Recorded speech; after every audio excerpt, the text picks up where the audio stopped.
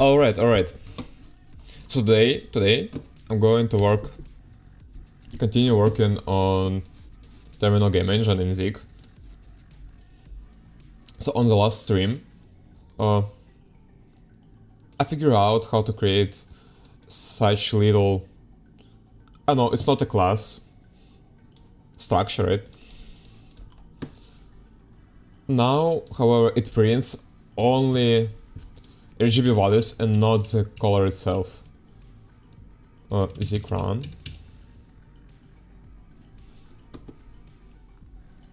Yep, here we go. So now screen is 2 by 2 pixels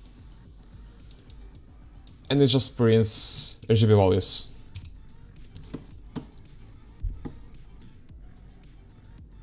To actually print color, I have to use escape symbols and I have no idea how to use them. So let's see. Escape background color terminal. I know there should be a well-written article on Wikipedia. The NC escape sequence you're looking for are the select graphic rendition subset. All of these have the form where x66 is a series of semicolon separated parameters. Okay, to say make text red, bold, and underlined, we'll discuss many other options. And see, you might write. Interesting.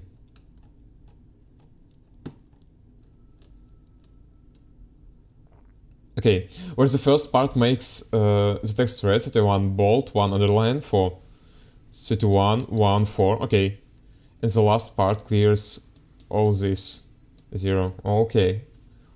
As described in the table below, there are a large number of... Okay.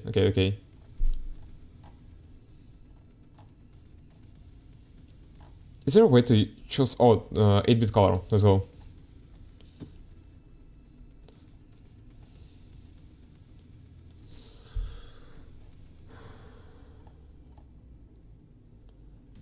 Using this above, you can make pin text like so. 38, 5. Oh, so you just pass 3 values and make an lemon and blue background using. And of course you can combine this. Wait, but how does it work? Huh?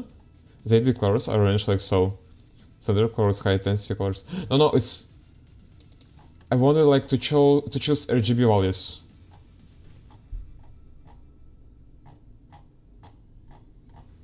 You know?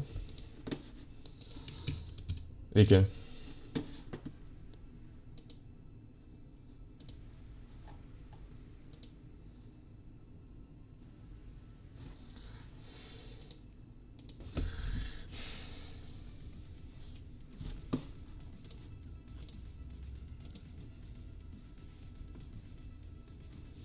Okay, so here we go once again. I forget to switch switch category to software and game development and not chess. But yeah, anyway, I have to figure out how to work with NC escape symbols, right? To print colors and not numbers. Okay, so here's the colors. 24-bit, as a true color graphics card with 16 or to 24 bits of color became common, applications began... Yeah. Okay, escape. What is escape? How does escape look like?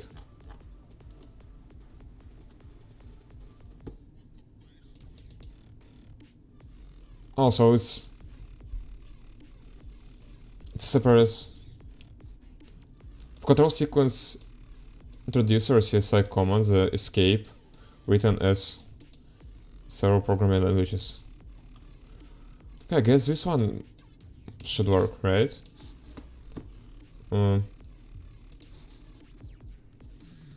Let's try it out.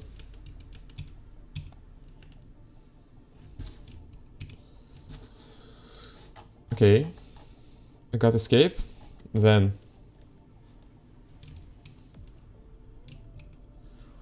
There is a 38. 2. Now we are writing right value.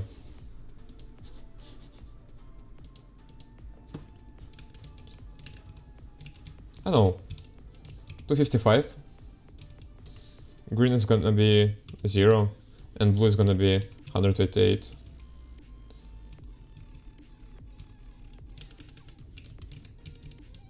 M, right?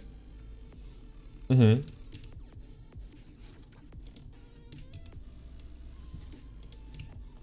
Invalid escape character 0, seriously? Doesn't work that way? ZIG escape.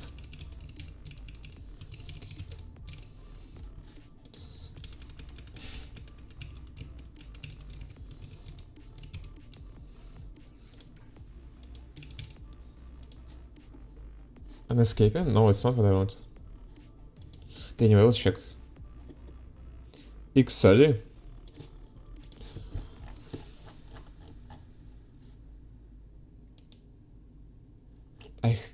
I don't understand how does it work.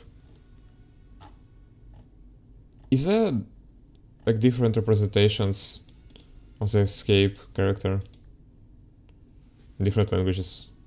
That's weird.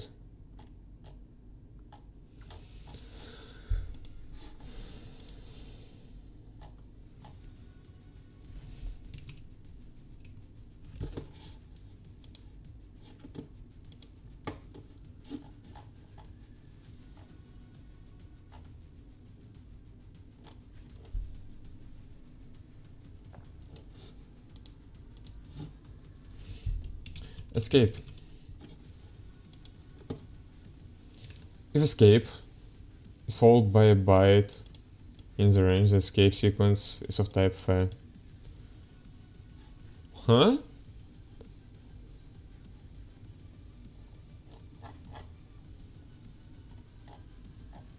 Platform support DOS and Windows.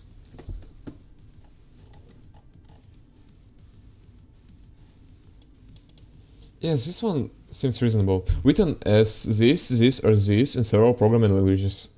Is followed by any number, including none. Followed by any number.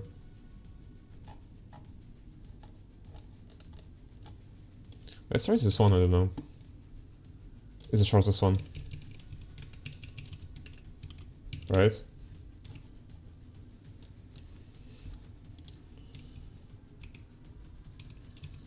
X1B. Okay, this one works.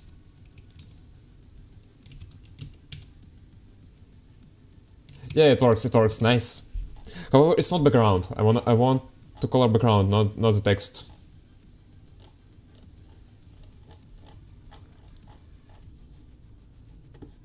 For background, 48, not 38.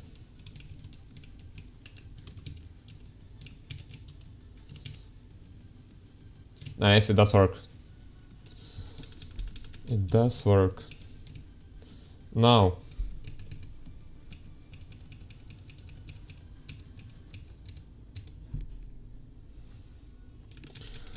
I want to build this string, actually. Okay, actually, I want to build this string. I don't know, escape. Let. It's probably const escape equals c dot r. Okay, how do I convert it to string? I have no idea how to do that. String. Yeah, it's actually much easier to Google it. ZIG number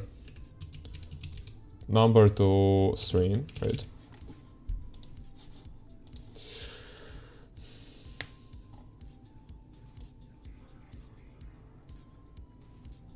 Whoa, is that difficult? No way. Parse int.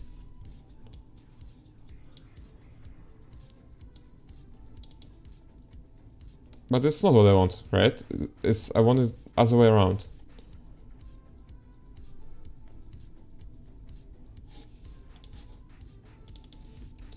Int to string.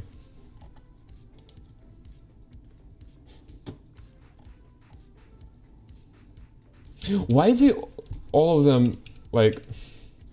Okay, can I just do it that way? Will it work?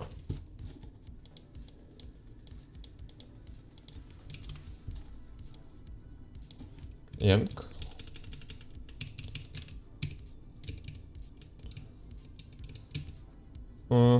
Nice. Let's just check it out that way. Right?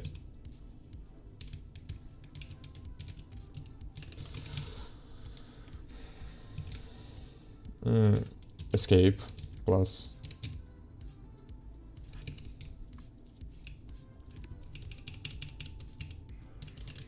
Right? Run. Okay, it doesn't work. Incompatible types, obviously. I can ask AI actually how to convert U8, right, to string in ZIG.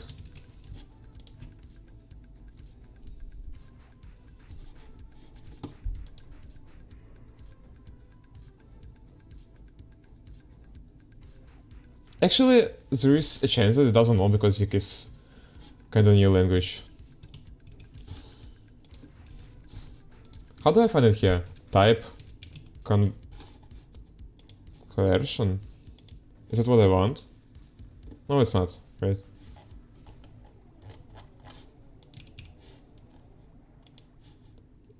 Type in inference? You type of.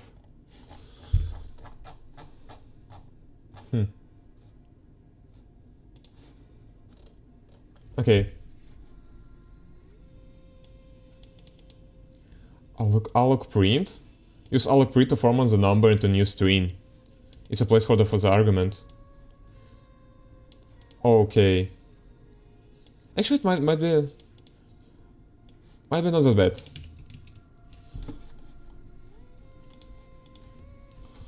So what I'm doing here is try stdfmt alloc print.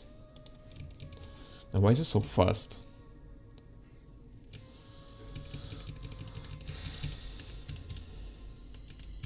Yank that. Paste it here.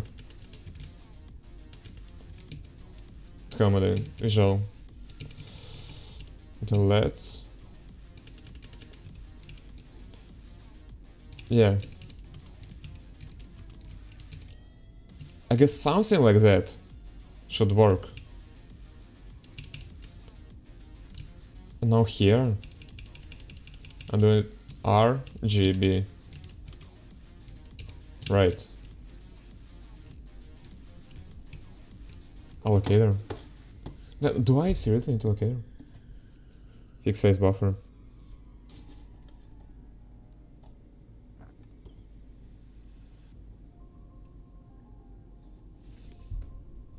Mute buffer. Create buffer on stack. So buffer of size 3 is sufficient. Yes, that's what I want actually.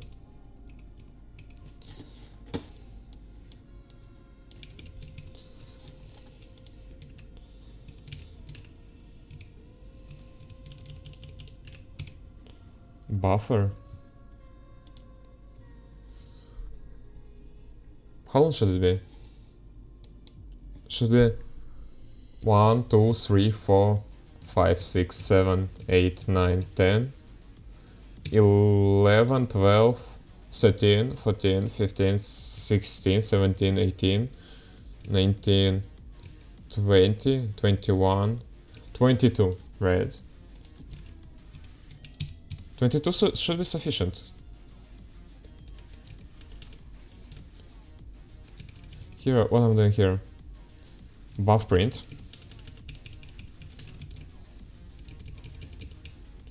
buffer,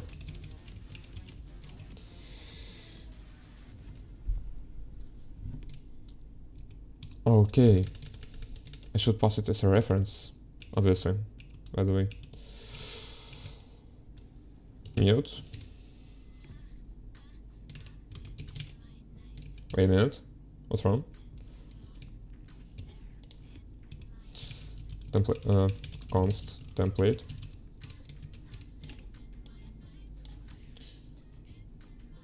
Delete. Paste. Template. Expected, comma. Huh?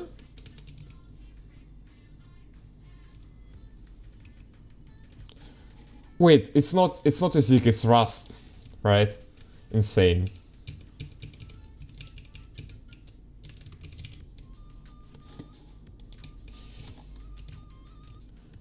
Use of undeclared identifier template. What do you mean? Oh yeah, it's typo. Template. Use of undeclared. Yeah, that's true. C.R, C.G, and C.B. Okay, looks good now. Right? It's not escape, right? Or is it? Yeah, it's probably escape.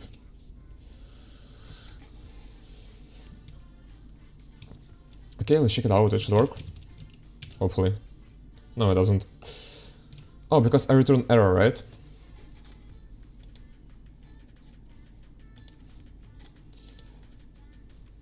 Can I make it... or else unreachable, right? Or else... unreachable. It should never fail.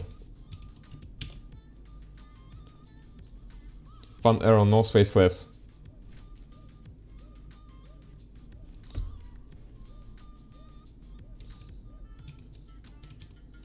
Okay, so I have to make it bigger.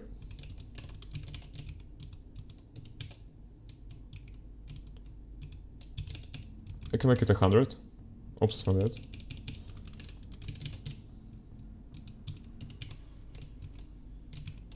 Did I save it? No space left.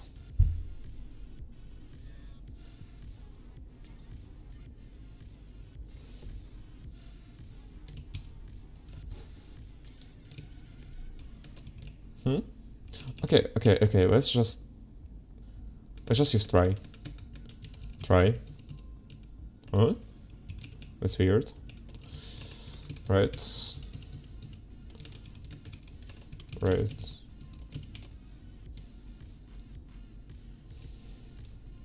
Parameter declared, comp time here. Error union is ignored, Gendra. Oh. Try. Is this the problem? Unable to evaluate comp time expression. Huh? Escape. Why is it comp time?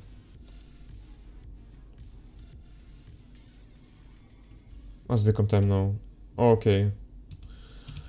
Alright. Let's do it that way then. I don't know.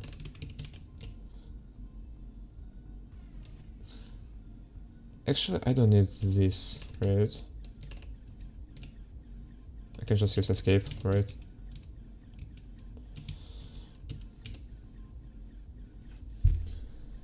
So the arguments found one. Oh, it should be empty struct. Unable to resolve comp time value. Argument to comp time parameter must be comp time known. Oh. Oh. No, wait a minute. It works here. Why is it comp time? We hate. Row.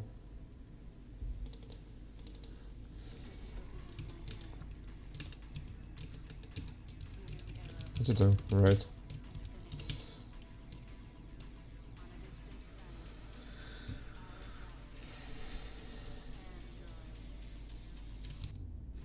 So this one is comp time. What if I want print it not in comp time? Is it possible?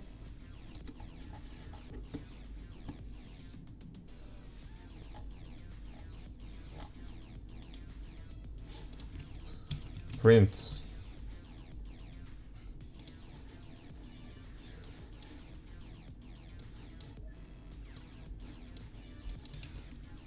Print. Print in ZIG. But it's debug print. It requires some time. Wait a minute. Do you want me?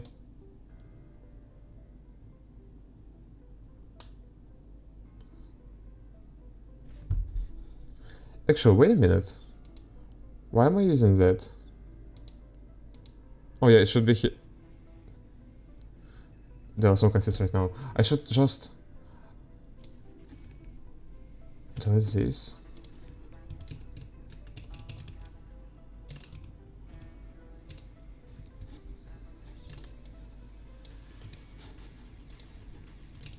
Place it here. And I don't need all of that, right? Yeah, nice. Nice. But why is it gray? It's weird. Oh yeah, because the color is gray, obviously. Where is it? Yeah, it's gray here. Let's make it 256. Oh, it should be 255. Yep.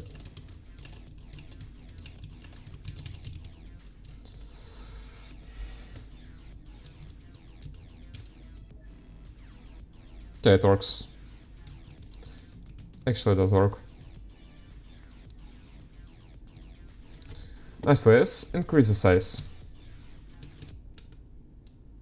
I don't know. 128 and 128. Okay, it's way too big, right? Let's make it 64.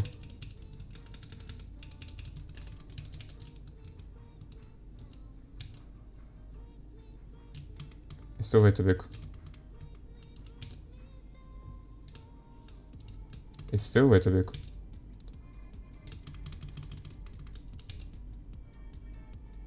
When is it gonna be enough?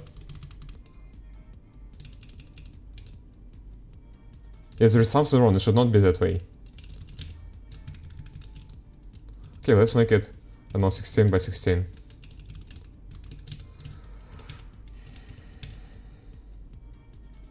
Okay, this one works. 32. 32.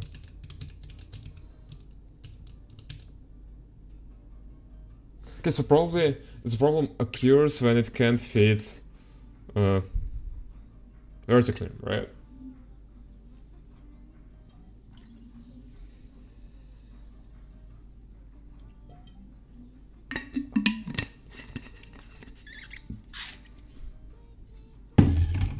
Okay. 48.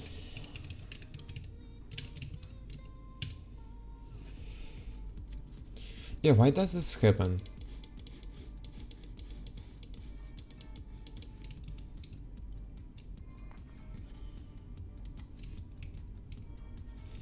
Okay then, let's use 32 for now, I'll figure out later.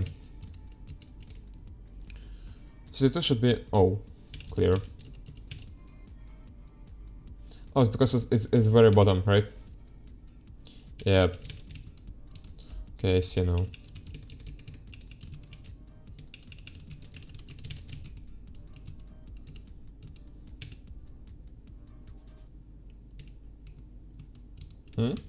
Did I save it?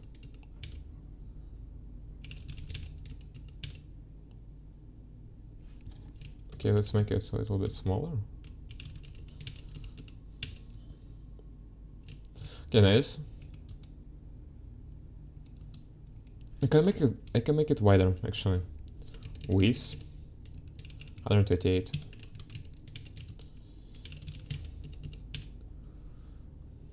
Okay. Damn, it was so slow. Damn, it was really slow. I have to build string first and then print it all together. ZIG string builder.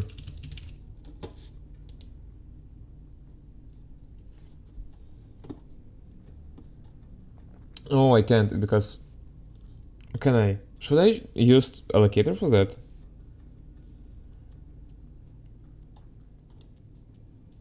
Buffer for ZIG. Behaves a lot like a SAD array list, but with a cleaner interface and pulling capabilities. Okay. But maybe I should just use array list then. Anyway,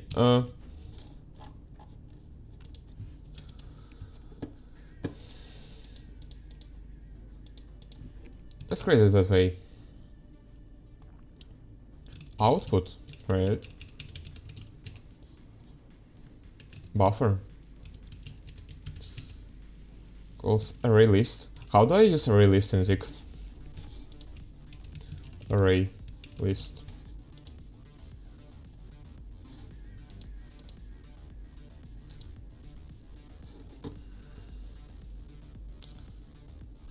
Like ZIG is a programming language.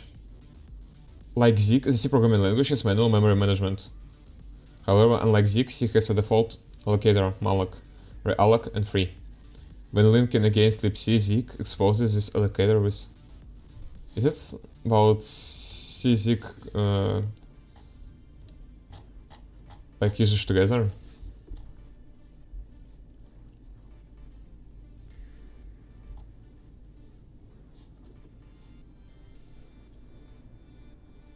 How do I use array list?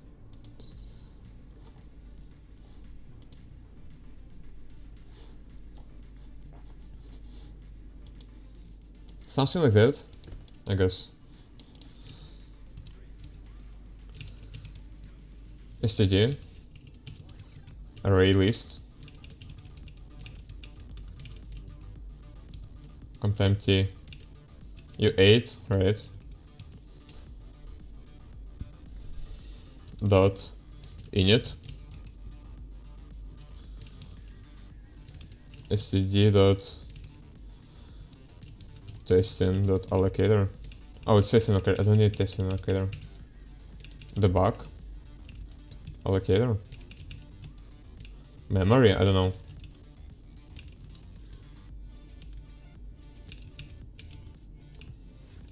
How do I get debug allocator?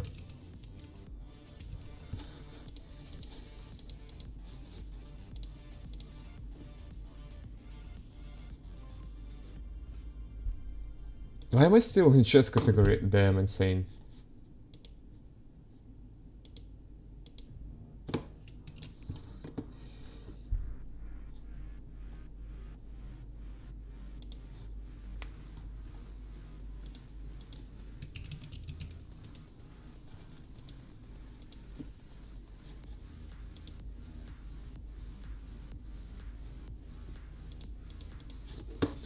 Okay.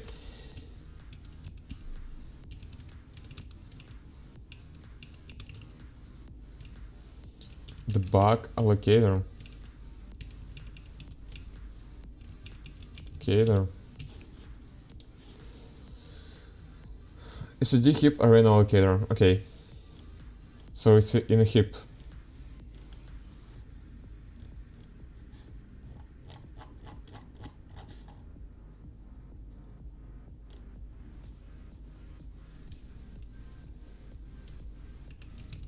Let's try it out. Heap. Debug. Okay, yep, here we go. Config. Can I leave it empty? I don't know.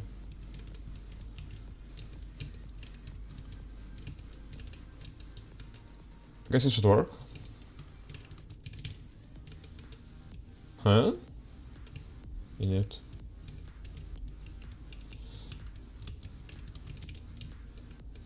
Okay, now we have buffer.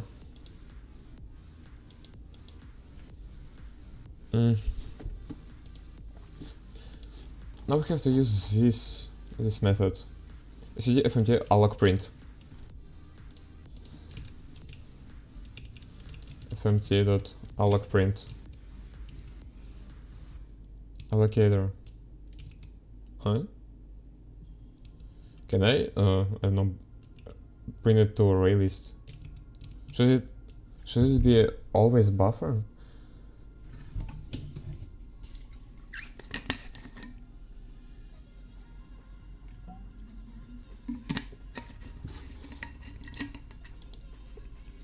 Actually, you know what I can do? ZIG string builder. And let's just look at his code. Build.zig. Oh, where is the code? Wait a minute. It's not here, right? Yeah. Test runner is also... Oh, SRC. I'm blind. Buffer.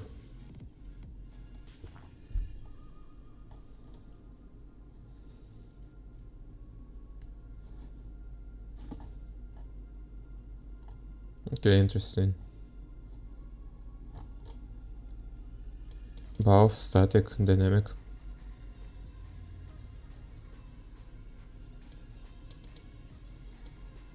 Position.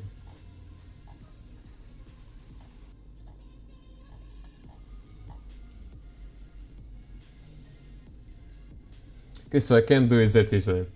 Hello, Stefan. Stefan, hello. How are you doing?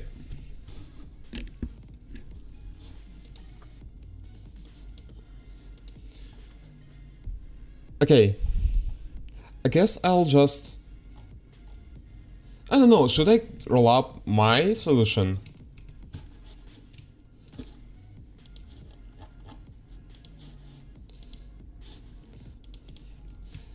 How? Is there a way to build string in ZIG the same way as in Go?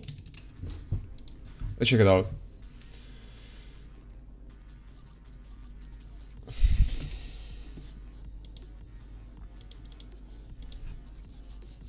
How are you doing, Stefan? Do you write ZIG?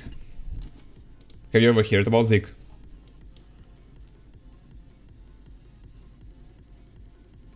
Okay, so now it syncs.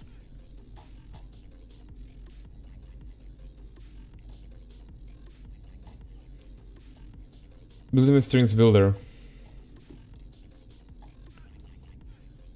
Allocator, testing allocator. String builder. SCD, array list, init, allocator. Yeah, nice. Nice. Append slice. Huh? Wait.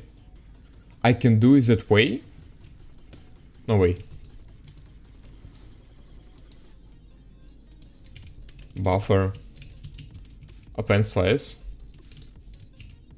Oh, nice. Nice. Okay. It's gonna work. Buffer. Append slice. Okay, but now I have to format it. I'm not really sure how to do that.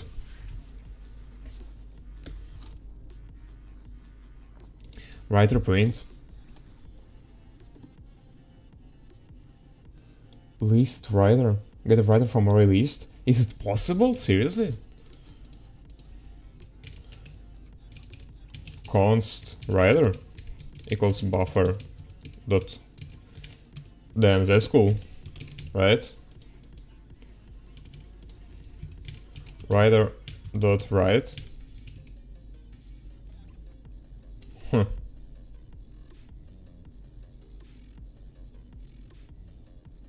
Get a writer from array list. Yeah. Writer print. Which writes to any writer. This is like... Oh. But why is it print? It's so weird. Why is it called print if it writes? Or am I missing something? Let's try. Writer. Print. Format.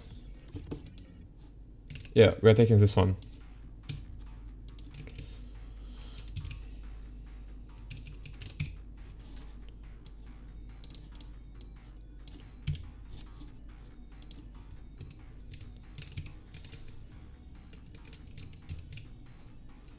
Okay, nice.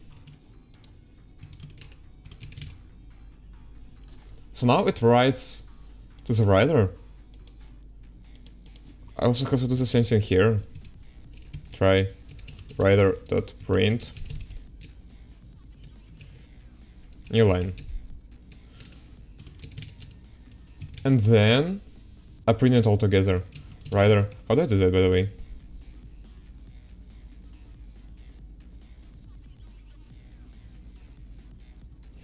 So that is an spectacle slice result.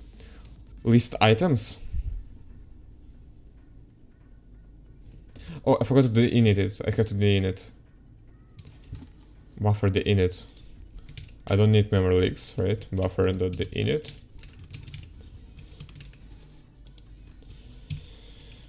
Then buffer.list.items.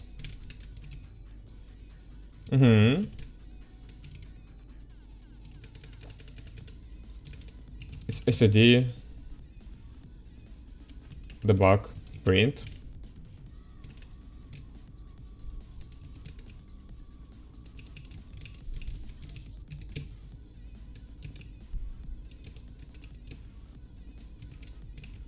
Something like that, I guess. What's the error? Expected type memo locator found type. Seriously?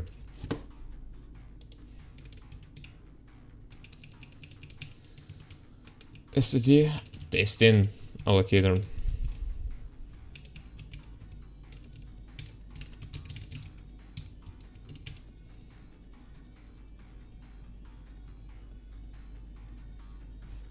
Expected array list aligned found const. Oh, makes sense.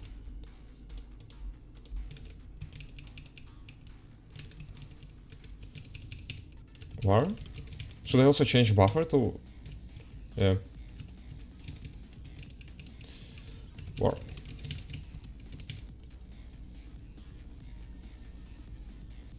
Why is it still const? That's confusing.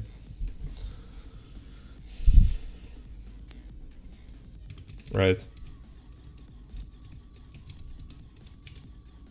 Hello, Sakura. How are you doing? In title stats terminal. Is it cancer? Wish best luck. Huh? What do you mean cancer? I didn't get a joke.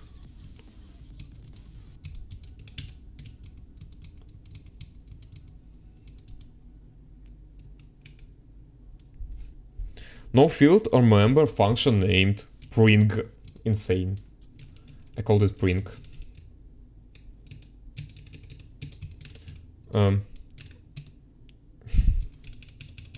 Var here. Print. How am I doing that? Delete. Okay, right. Okay, next. Error, expected tuple or struct argument found, array of U8. Huh? 92.9. There is no line 92, what the hell? Clear.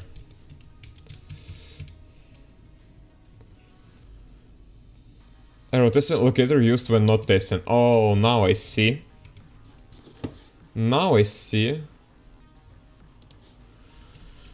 Like terminal in the meaning of end incurable predicted to lead to this. Okay. Okay. Should I pretend like it was a funny joke? Okay. I will not be that mean to you, right? General purpose allocator. Yeah, so I can just use empty struct, right? What's the problem? Why it wasn't working previously? std.heap.general purpose allocator. Then I just write empty struct. Then I'm doing write and run. Yeah, expected type mem allocator found type. Shut up, it's all cause your chest. Fried your brains. Yeah, sure. Then, I forgot what I wanted to ask you. But anyway.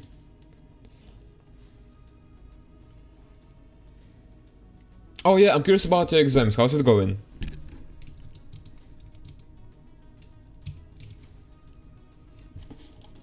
Do you still have any in the future? Like on the coming days? ACD, heap, general press allocator, dot allocator? Wait. Wait. Dot allocator. Is that how it works? Right?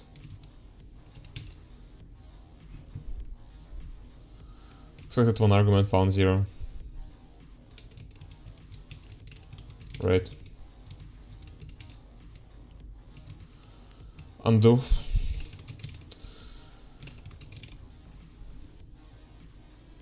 Yes, let me see. Oh yes, I have all of them.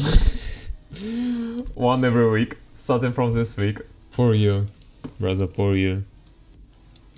Okay, how many of them do you have?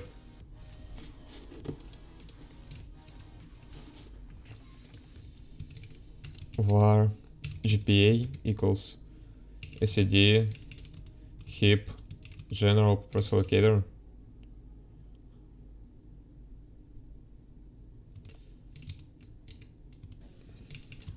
Empty struct dot init, right? The back allocator.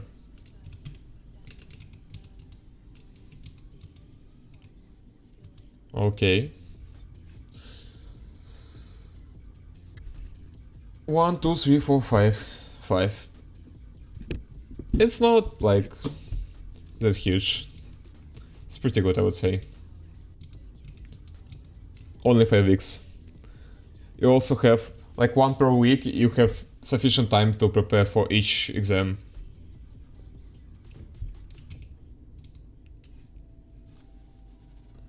Unused local variable, nice.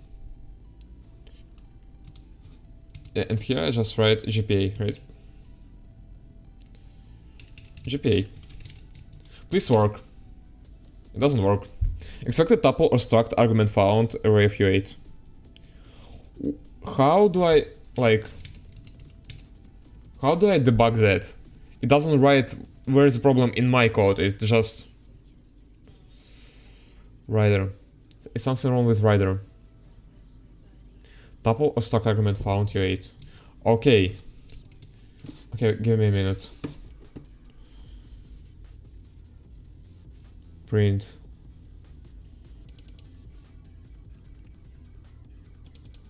Rider.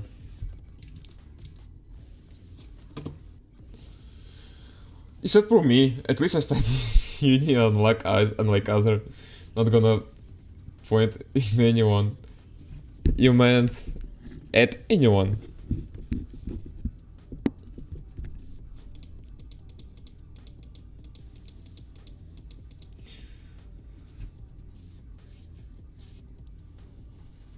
Alright.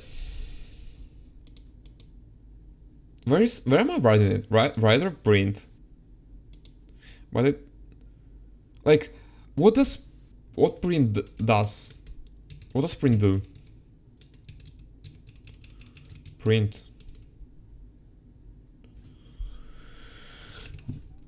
Right. Can I have? Should I read like source code? Print prints. Yeah, but does it print in terminal or is it prints in buffer or is it prints out of buffer? How do you know? Like, it prints in buffer or it prints out of buffer? Array list writer ZIG, I guess. Readers and writers. Init, the init, write, write. Okay, so it's right. But how do I format it? Like, I have to format it in some way. Self bytes.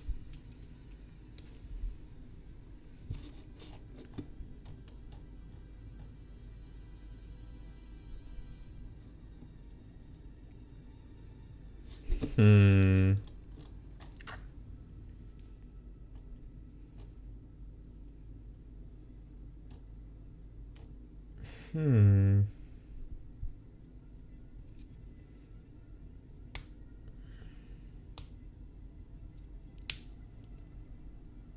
or not. Yeah, it's not clear. I mean, it should be right probably, but I have to make it format like here, and I have no idea how to do that. Print in terminal, copy, read, and pass it. Insane, brother, insane. You know why am I doing that? Because my first version was just printing every pixel, right? And one frame took me, I don't know, like noticeable amount of time. It was, I don't know, 300 milliseconds. I could see it render. You know, like on all TVs, this one pixel moving.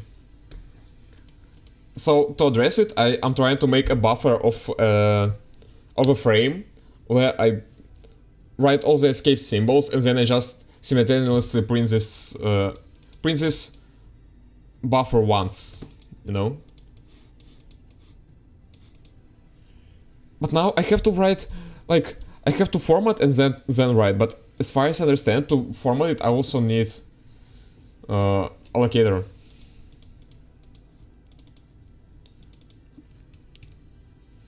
Actually, here I can leave it as it is, right? Right. Is there right all, right byte, right in times? Is there a right format? I don't know. Format? No.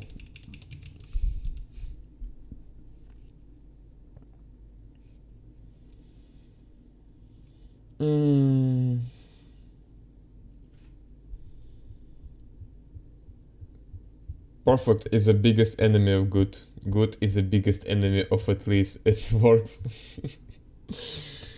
Okay, I passed the stage of at least it works, right?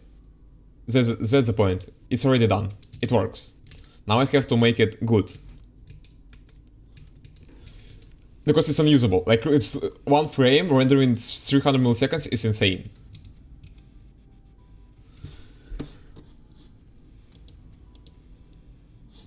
Append write ZIG or write with format, I don't know. Formatting. Alloc print, test allocator. SCD FMT provides ways to format the data to format data to and from strings. A basic example of creating formatted string. The format string must be compile time known. The D here denotes that we want a decimal number. Okay. But will it, like, rewrite everything in buffer, or will it write on top of it?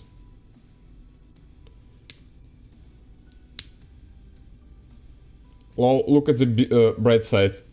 There won't be frame drops. Okay. Why do you think so? Don't underestimate me. Is it underestimate? How do I pronounce it?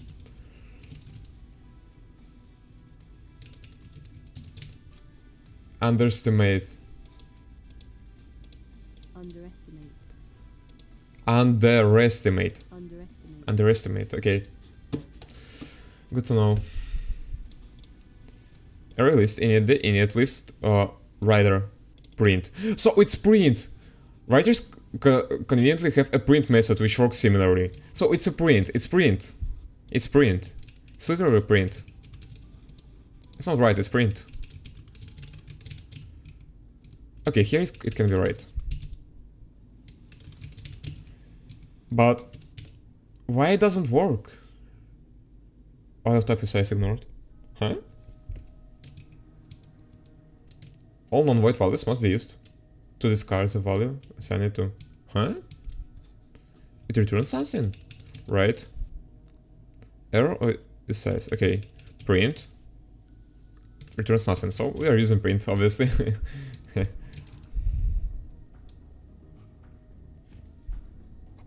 Yep. Like that. Okay, how do I, like, debug that? Expected tuple or struct argument found. Slice of U8. Compile error, expected tuple found. Type name, args type. Yeah, but tuple or struct? Oh, wait a minute. No, it should work. Like, here's the struct. This one is also a struct, right?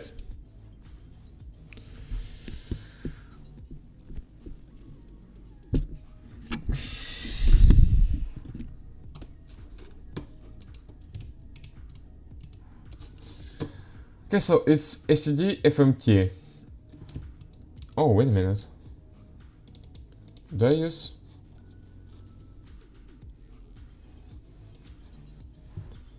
Oh.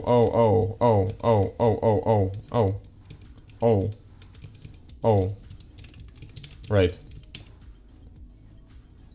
Cannot form a slice without a specifier.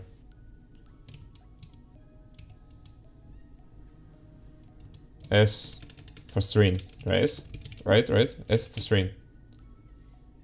Yay! Here we go. It works. Clear. It's fast. It's blazingly fast. Nice. I like ZIG in the way that I treat it like hate wash. See how bad it warms my head. I mean, skill issue. It's basically a skill issue. Skill is beautiful. Skill? What the hell? ZIG is beautiful. Like, so far, everything is designed so well. Like, really. Okay, now I have a frame. Clear. You know what I wanna do now? I want to make a noise. ZIG random volume.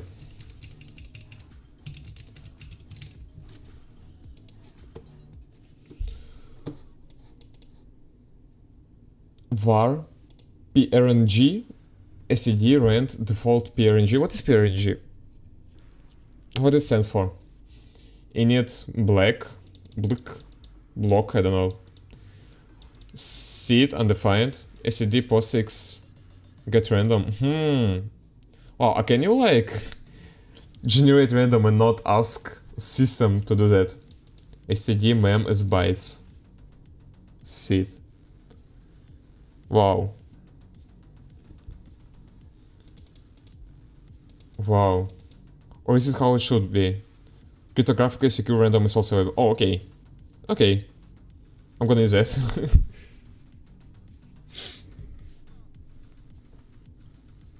I mean, it's gonna be slower, but who cares, right? Make bad apple. Not now, maybe later. It will take much more work to do that. Okay. What do I need? I have to... Okay, now I have dot. Right? So what I can do?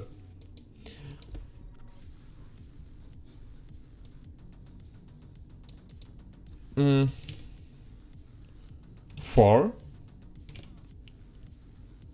game.screen. What is gonna be? Row, right? Oops, my bad. Row.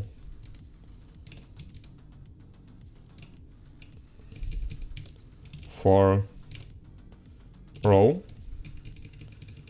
It's gonna be color. But I need index, right? Yeah, I need index. Row index. Huh? Why it doesn't work? What's wrong? It should work. Language. Arrays, not arrays. For loops. Yeah, it should work. Oh, I see now. That's the problem. So I have to explicitly say that we're counting from 0. Nice. And I don't need row, actually. Oh no, I needed to iterate over it, right? And I don't need color. And here it's gonna be call index. Okay. Then I'm taking this line, pasting it here. But first of all,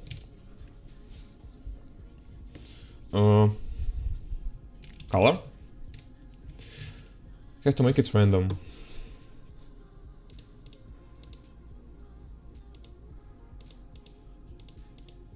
Where it was? Back. Constraint std crypto random. Oh, it creates float. int range at most. Oh, nice, nice. That's what I need. Okay. std crypto random int. Oh, it's rand. No. Yeah, int range at most. Can I? Oh, you int at most. Type. What the hell is that? Oh, I see now. You 8 at most. Actually, why am I doing that? I can just use you int, right? And use you 8. Will it work? Dot you int. I have int. I have no you int. But it should work, right? If I would just use u8, it should understand. Okay. Const. Color. I need capture. So x. What is x? It's column index, right? Column index. And y is row index. Then here, actually I want to make another variable, const number color dot r equals, actually I can, okay, whatever, number g, number b, number, nice. And here we just pass color,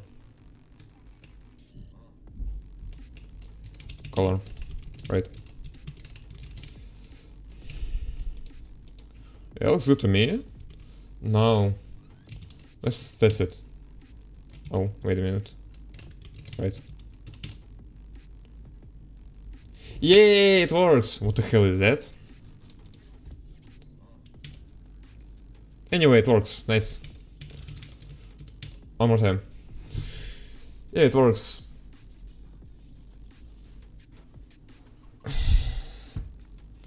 Maybe that's enough? Does it look like a game engine? I guess it's pretty similar.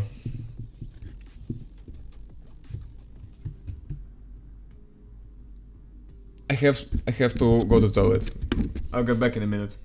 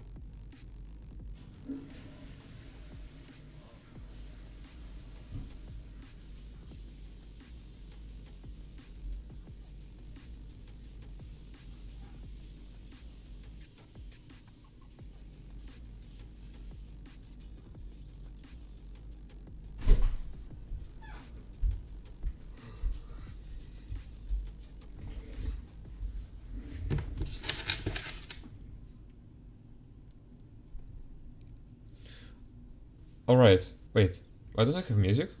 Oh, now I have it.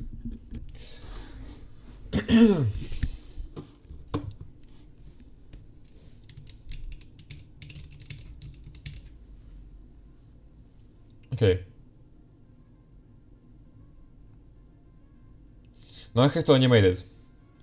Make a game that you can screenshot. What do you mean? Make a game that you can screenshot? Huh?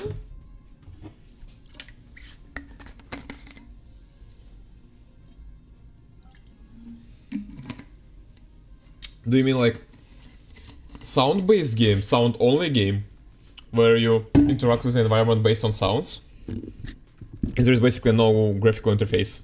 So it's like a blind person simulator. No, that sounds like an interesting idea, actually. Isn't it? Just stare at a black screen and... Okay, anyway. Yeah, I have to animate it, but I have no idea how to do it. Actually, my approach is not gonna work, because right now I just print pixels and I have to change them. Right, so I have to, like, change pixels in place, so it won't make 1,000 lines.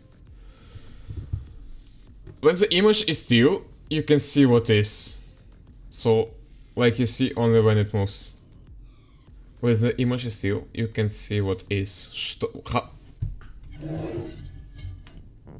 So, like, you see only what it moves, when it moves. Okay, okay, I see now.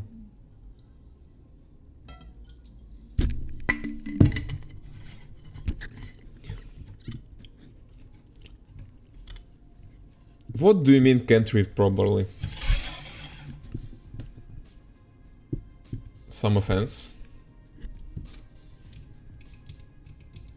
I don't understand you. Can you be more clear? I don't know.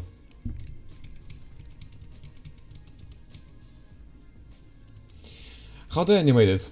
First of all, I have to know how to change pixels in place. The best way I know is to delete previous pixels and write new one. Right? Actually, you know, I know what I'm gonna do right now. I don't know. Copy.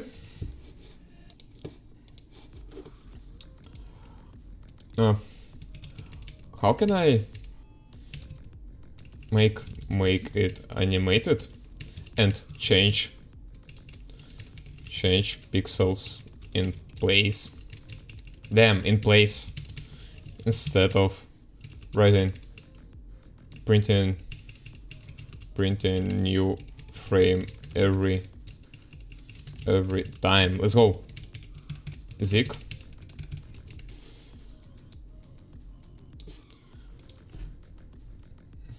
Actually, I wanna stop it, because I can increase syncing budget. Run. You read can't see 2 times. I'll be right. I will be right. IWILIIL. Be right. Only cannot from now on. Can you, like, write properly?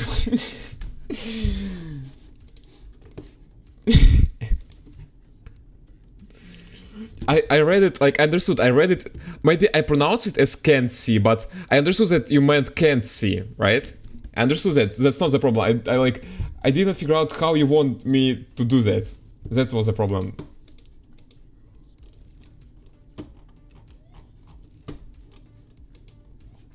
Okay. To make it animated and update in place, you need to use ANSI escape codes to control the terminal's cursor. Instead of printing the whole screen with new lines every time, which causes scrolling, you'll do the following. Clear the screen once at the beginning. Yep. Hide the cursor so it doesn't blink. Yep. In a loop. Update the color data in your screen buffer. Compare the new screen with the pre-screen set. So it's not gonna change all the pixels, right? Is it gonna be good? It's probably not something I want. Or can I do it, like, in a one command, in a one print? Should I open this on stream? I'm kinda afraid, honestly. Sakura, like, I know you. I'm not sure if I can do that on stream. Can you promise me it's safe? Bad apple, but it disappears if you pause it. Oh. Oh.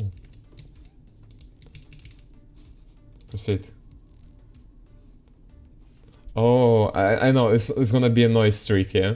So it's gonna make edges out of noise. And when you pause, you can, yeah. So it just changes noise in a particular places so you can see the edge, that's the point. But it's not as cool as I thought it's gonna be, you know? I thought it's gonna be like fully colorful picture. Yeah. So it just doesn't change noise here. That's cool, actually.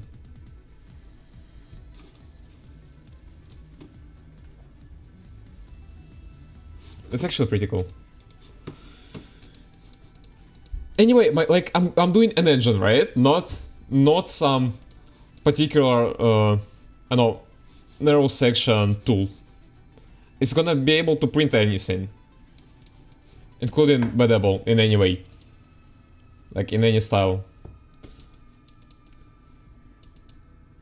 Wait for a short duration to control the frame rate.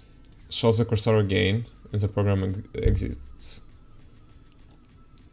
Here's the modified code that implements this. I've added comments to explain the key changes. Okay, helper function to check for equality. Equal. Okay, interesting. Interesting. The current frame's data.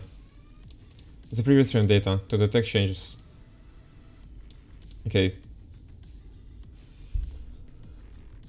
Actually, I should open that in NeoVim. It's gonna be much more visible.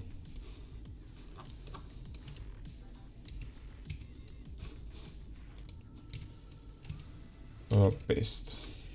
Right. Oh, it's the old code. Undo. Undo.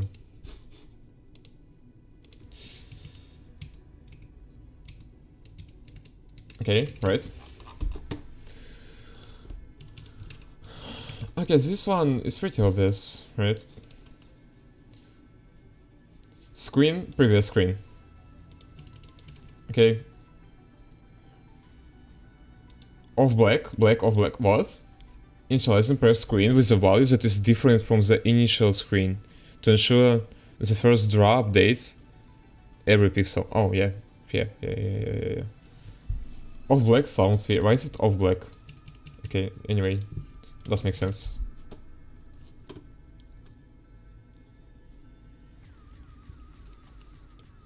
Draws only the pixels that have changed since the last frame. This is a key to in-place updates. Draw update. We're going through every pixel. Compare current pixel with the one from the previous frame.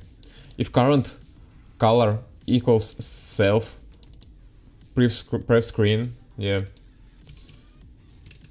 Okay, if it's not equal, move cursor to position. Y plus 1 x times 2 plus 1. What the hell? Terminals are 1 indexed. This is diabolical. It's 1 indexed? Is it like written in Lua? Insane. It's not. It should not be that way. Multiply x by 2 because we are using the characters. Oh yeah, that makes sense. To represent 1 pixel. That makes sense. Yep.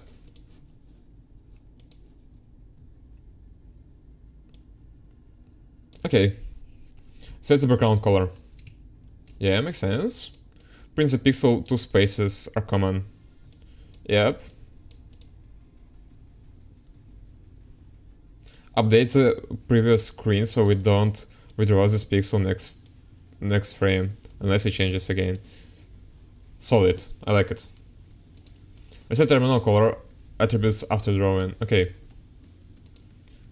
Bounce check to prevent crashing. Okay.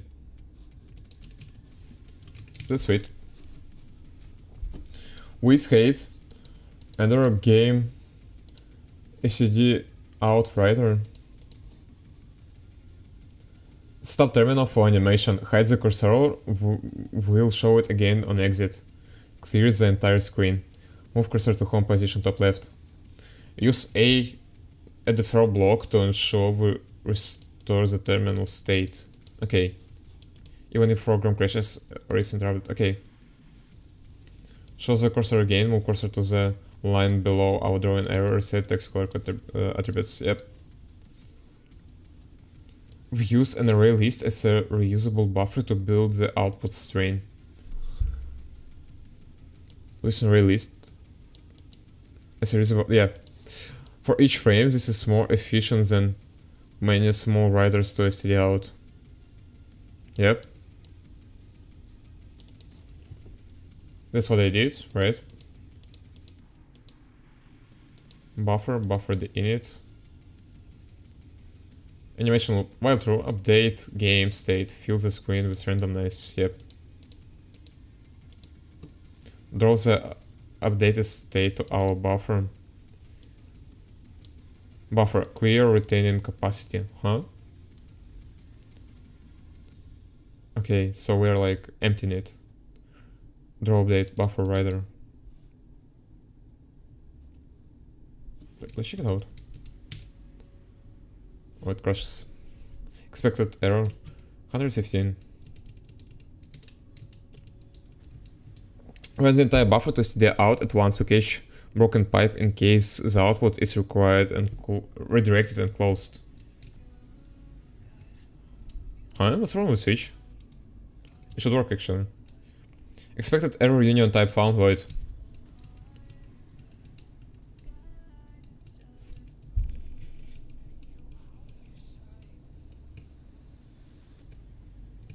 Switch error.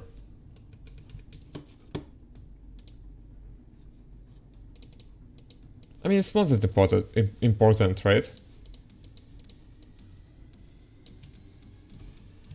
I can just do it that way. Right. Okay, it works. It does work. Nice. Okay. There was a slowdown. Okay, once again. Kinda struggles. Okay, now speed ups. That's weird. I feel like changing them in place is not efficient. Like redrawing the whole frame at once should be better. Your bitrate struggles. Yeah, it probably does. How bad is it? Clear.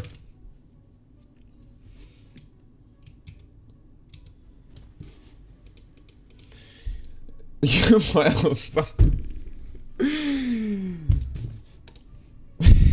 Okay.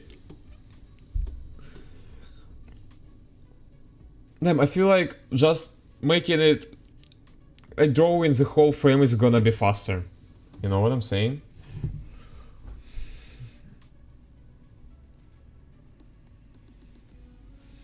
Let's check it out. Let's just not limit frame rate, right? And just see how fast it can draw it, right? Okay, this is not that fast, right? It's pretty much the same speed as it was before. Let's limit to, I don't know, 16. Sleep to control the frame rate, it's just 60 FPS. Nanoseconds per millisecond? What does it mean?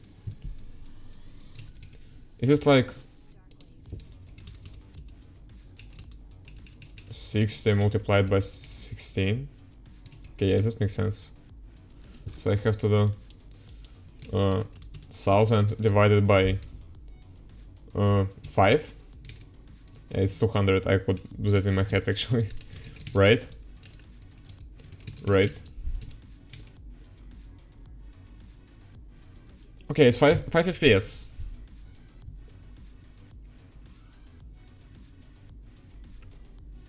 Okay, I still can see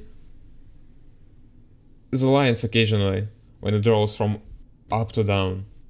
Maybe am I tripping? I don't know.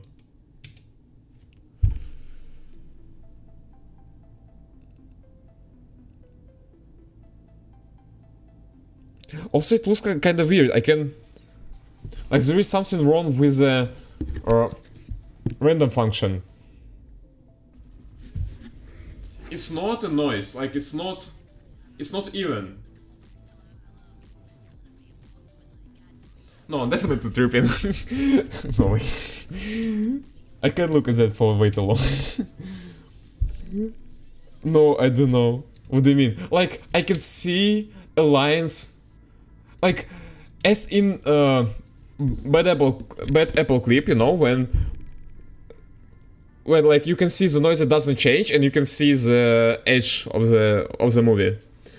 But here, like, I can see clear lines. Like, I'm not sure if you see my cursor here.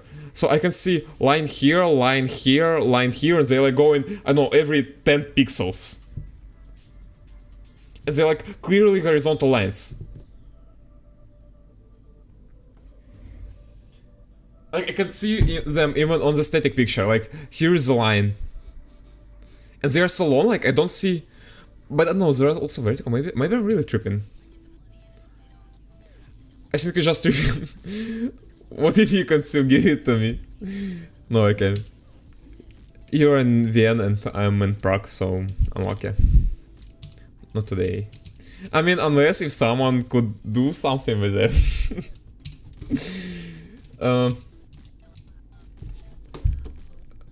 Let's not write code and just ask AI to rewrite it. Nice. Let's write nice. Okay, but could you make it that it always one frame and it always how do I write always? Always change all the pixels. Here we go. You just seen what isn't there. Make other noise. This one is too noisy. Bro showing manners to AI. Afraid of being killed. It works better that way, like, actually. I mean, it tries to simulate the human, you know? And when you speak, like, when you have good manners with any human, like, they work much better, you know? That's how it works. Like, you can't store the person and expect him to be kind to you. I mean, it's basically, like, really the best way. I don't like Gemini. Why so? I mean, it's the best model for free. Too harsh? What do you mean? It's actually absolutely not harsh. It's always like... Where it was? Oh, it doesn't write it here. Like, it usually writes, oh, that's a wonderful question of a wonderful mind. You're such a cool, great, but, like, insane, interesting person. I'll obviously help you with that. Like, something like that. It's kinda cringy, but whatever. But it's actually smart. Like, you can chat with it and it feels like a person. Like, really. I said too harsh about Gemini. What do you mean? I said too harsh? I mean, I don't particularly enjoy it. Yeah, I see, but harsh, you mean like, it's not harsh, it's not mean to you. That's what I, like, understand from your... What do you mean by too harsh? I don't, like, quite understand. I mean, its tone is, like, kind of way too, I don't know, glazy. It tries to convince you're the best person in the world, but currently all models do that. And this one at least is smart, you know, and it's for free. And yeah, I mean, like, really, the single most efficient way to use LLMs is to treat them as person. Like, when you abstract it to the ways, like, to communication with another person, it always understands you better. I mean, you behave in a way that makes it understand you better. I mean, I don't particularly enjoy it. Me was harsh anyway. Okay. This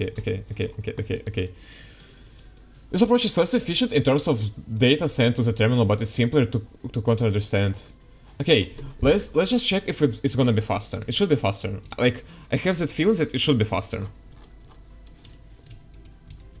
Because you don't have to move the cursor around. I feel like that should be a major cause of performance issues.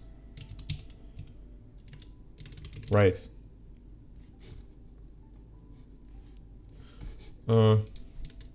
16. Right. Damn, the same thing. Right. Okay. It's much faster already. It's really faster, isn't it? Let's make it unlimited FPS. Right.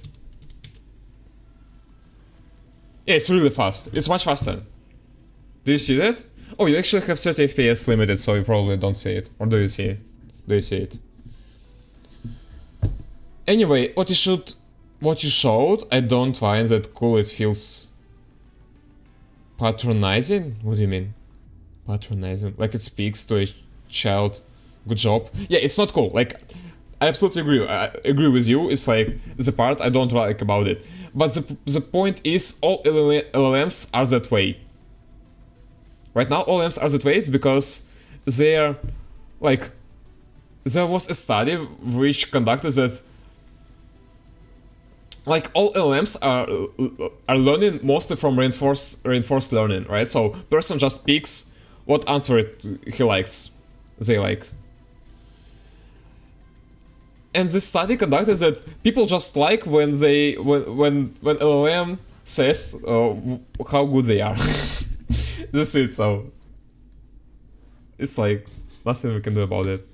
As long as average person likes that, it's gonna be that way, I guess. I mean, also, I noticed Gemini is smart enough that you can say that you don't like it and it will just stop doing that. So, like a real person, you know?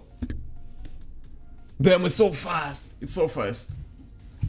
It's 100% faster than it was. I'm sure.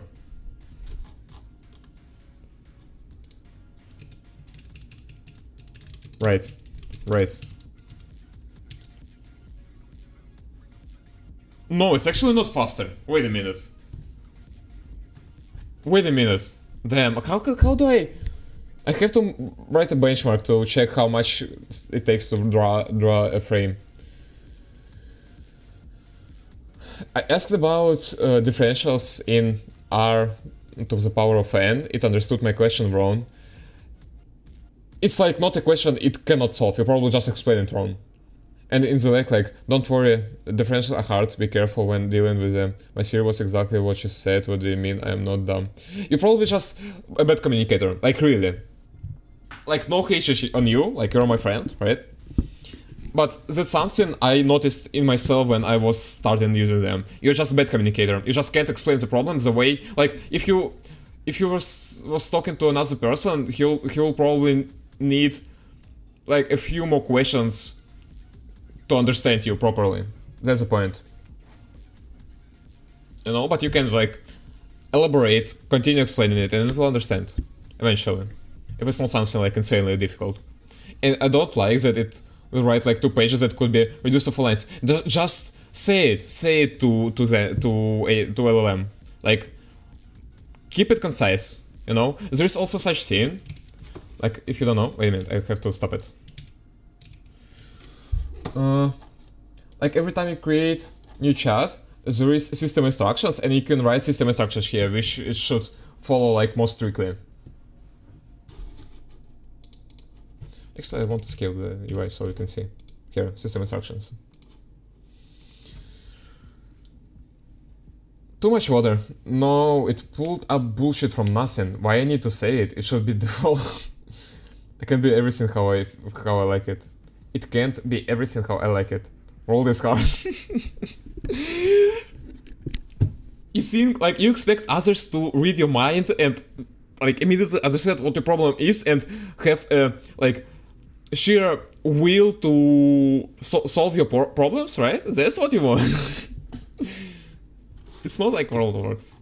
I mean, AIs are most close to such worldview, but they're still limited, you know. Question was proper. Give me a moment, I will write it. Okay.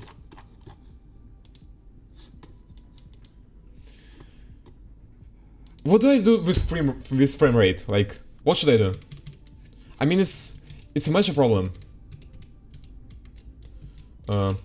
Because if it's gonna be way too small, there's just no point to making game major in terminal. You know what I'm saying? Let's make it 128 by 128. Right. Oh, by the way. Okay, anyway, let's let it that way. Oh, okay, wait a minute. Is there something wrong? Right. It does work. Let's scale it. Okay. One more time. Nice. It's held. It's like insanely slow. Like really. I occasionally can see every dream drawing. Every dream. What the hell? Every frame drawing by itself.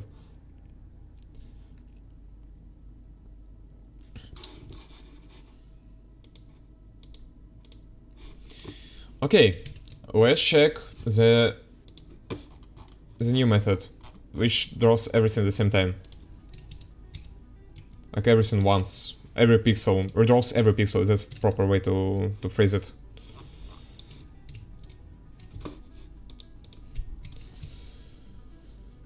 Oh, yep.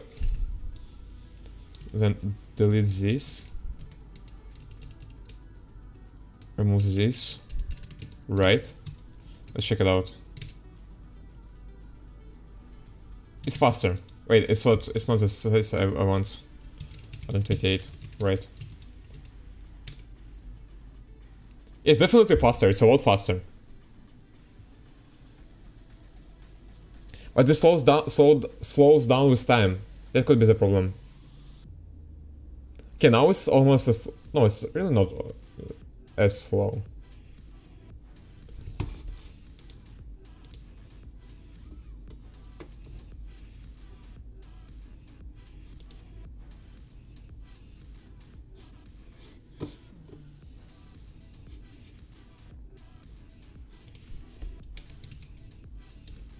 Is partial derivation the derivative equal to normal derivative in 1D case? Yesterday it said like no, you silly, you when it's hard to read. Yesterday it said like no, you silly, you when you set all but one variable to 0 and differentiate by that. It's not the same as a regular derivative. What do you mean? Either I set 1D, there is only x. I mean, it's not like I understand the point of everything. No, I'm not realist. Like I have no idea how like this all mess works, right? So it's hard for me to say anything of that. No, that's not right. Maybe I have schizophrenia. Now you say? I mean, that's a question that even the dumbest model will solve. Like, you can even choose the flash one, which is like ridiculously small. Right? Don't even think, just run immediately. Yes, in one-dimensional case, the partial derivation is indeed equal to normal derivative. It's not derivation, it's derivative. Also often just called. So that's a proper answer, right? As you told. Just, like, really. OpenRouter.ai. Like, I feel like this model is probably 100 billion parameters. I would say maybe 64, something like that. You know? Maybe even, it's probably larger than 64 actually. Maybe 200. Let's just models. Quen.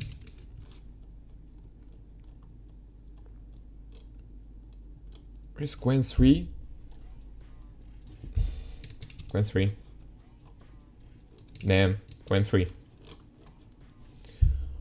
Okay, they don't have 3 billion here. That's upsetting. Okay, 8 billion. I mean, it will definitely answer it, chat.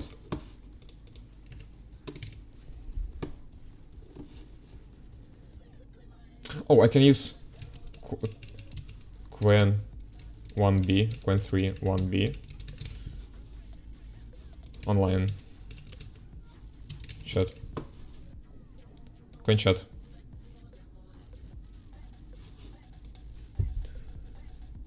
Seriously, there is no... Insane. I could test it somewhere, I don't quite remember where. Was it Hugging Face?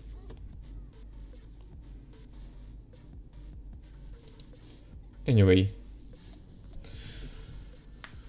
You read derivative wrong.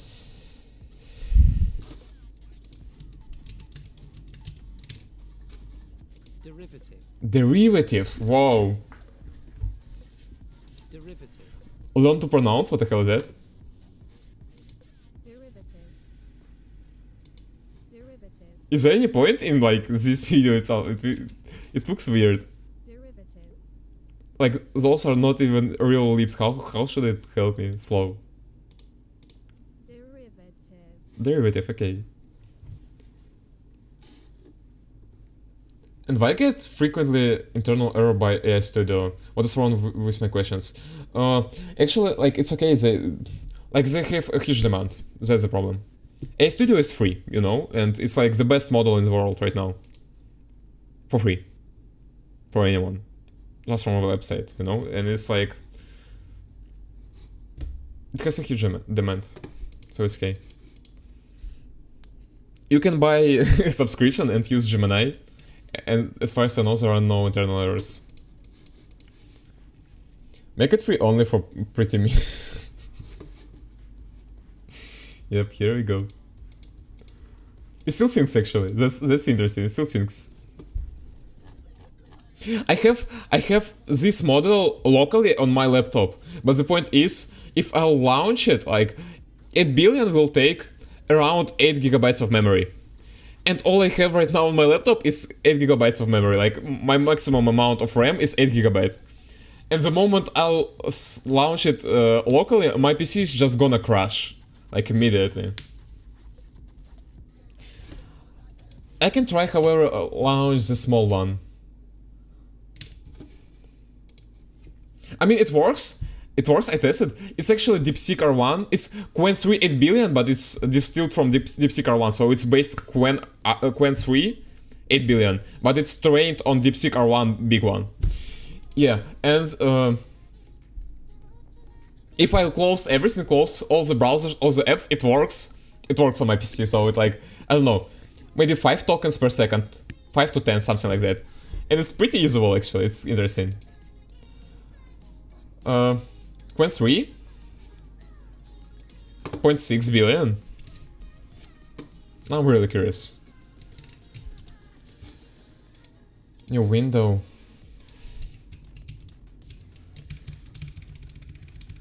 Fish, clear.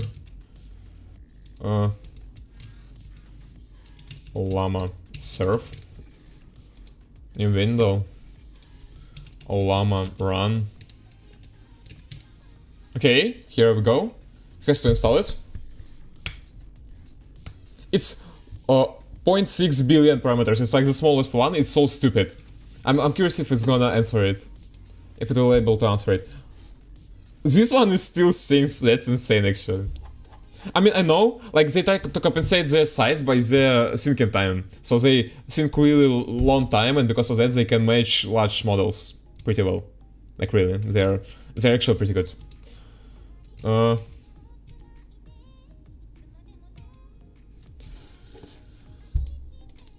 Where was it? Oh, here's a question. Don't need this, don't need this. Let's close everything, please. So it won't break. Yeah, this I can reopen. Clear.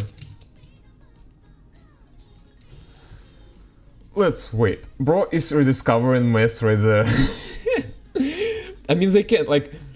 Gemini, for instance, invented the new matrix multiplication algorithm. Did you know that? Like, this was huge news with AlphaEvolve. It's called AlphaEvolve, right?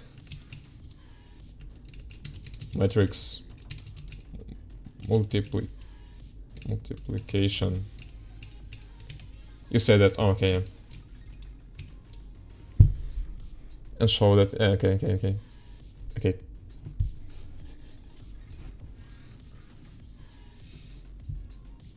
Who need memory when you can find everything from scratch? Who need memory? What do you mean? Find everything from scratch? What do you mean? RAM, you know, like... Oh, here we go. Actually, I can make it no sync. Do we want it? It's like, it's so small, I don't think it's gonna manage it. No. Oh, okay. Anyway. How do I make Quen not sync? Quen 3 disable. Syncing.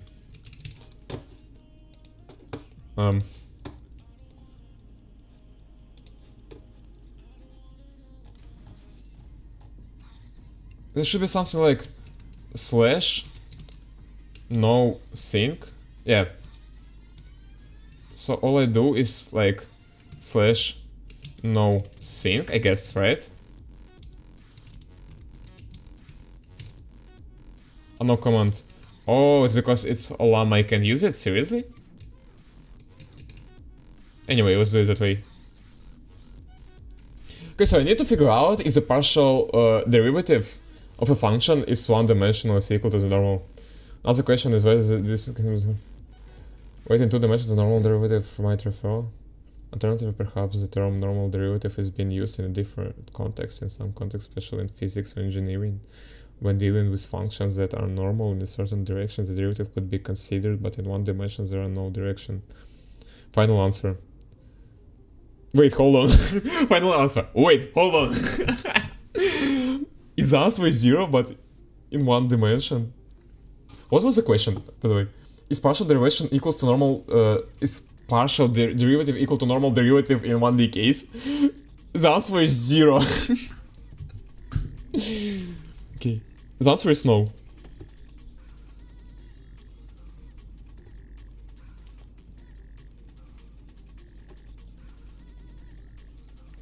Final answer. Final answer. Box 0. Final answer 0. What does it mean? The question was, is partial derivative equal to normal derivative in 1D case?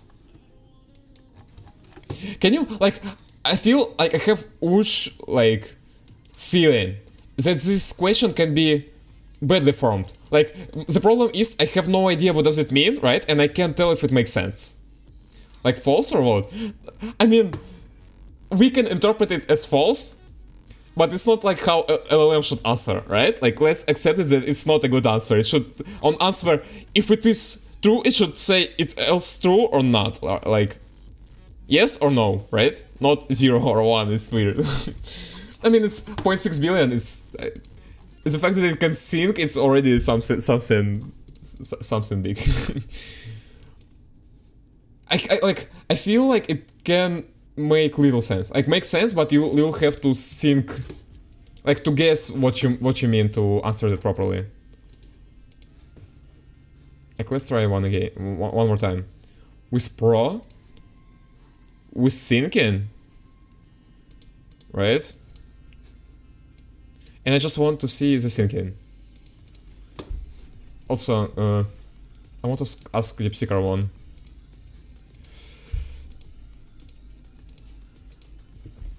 DeepSeeker one.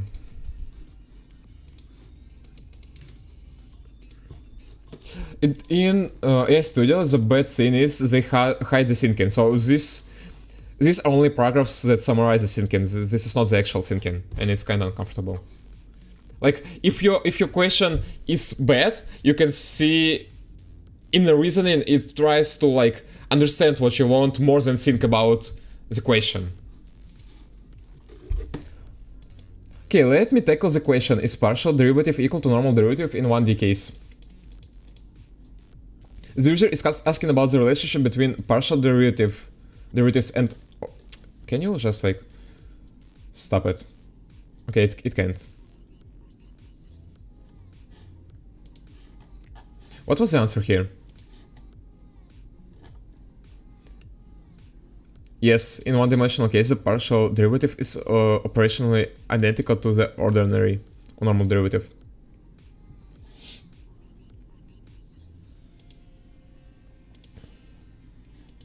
The user is asking about the relationship between the partial derivatives and ordinary derivatives in one-dimensional functions. This seems like a calculus question, probably from someone learning They might be confused about notation difference between single variable and multi-variable context. I should clarify that conceptual equivalence while explaining why we use different notations.